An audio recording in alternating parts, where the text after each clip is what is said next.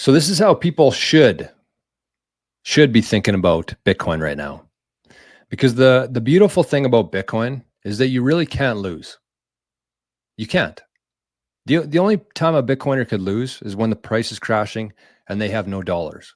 But when you think about it this way, the Bitcoin price goes up, your net worth increases. As a Bitcoiner, your net worth goes up, and the purchasing power of the assets that you have, Bitcoin, also buys you more. So that's obviously a win. On the flip side, when Bitcoin is crashing, whatever value you add to the world, you get more real currency in exchange for that. So if you went to work today and let's say you earned $300 for whatever job you did, and your expenses are $250, you get $50, you put that into Bitcoin. Because you get more sats at a lower price, you're actually earning more real currency when the price goes down. So it's you cannot lose in Bitcoin.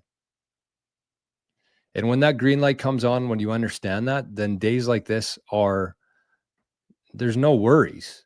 The only worry is how to get more fiat to try to buy more Bitcoin. But the spreadsheet here does a really good job explaining that.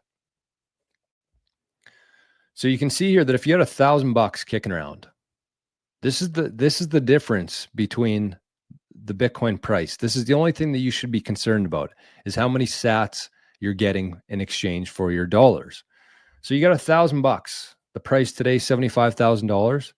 You're going to get 1.3 million sats for that. 1.3 million sats. That same $1,000, with the price being at $100,000, gets you 1 million sats. So 333,000 sats less you get when the price goes up. And when the price goes to our all-time high, I think it was about $115,000, you get 869,565 sats. So the difference there between today and the all-time high is 463,768 sats. That's for $1,000 purchase.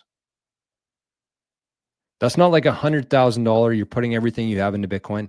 That's $1,000 purchase of Bitcoin. That's how many sats, the variance there in sats. Which for somebody who's, not in Bitcoin, that doesn't probably seem like a lot. But I'm glad that they put a dollar sign on this. Thank you, Excel.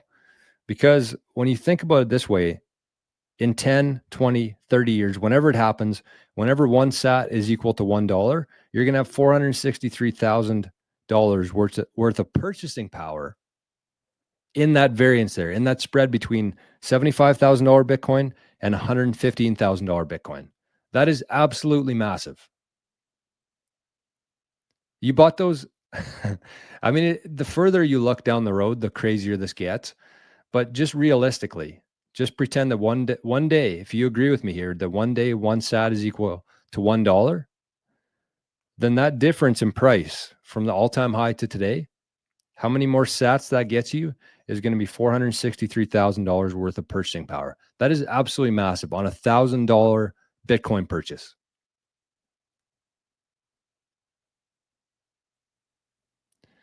And you can think about it, whether you have $1,000 or whatever you go to work today and you make more than you spend, whatever you put into Bitcoin, you're getting more sats for your time and energy. And that's why as Bitcoin continues to go up over time, our salaries are just going to continue to go down and down and down.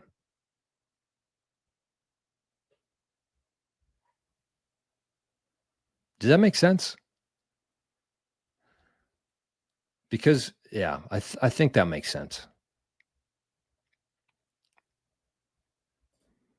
But that's how you have to look at it. You have to look at this thing like a buyer, not a seller.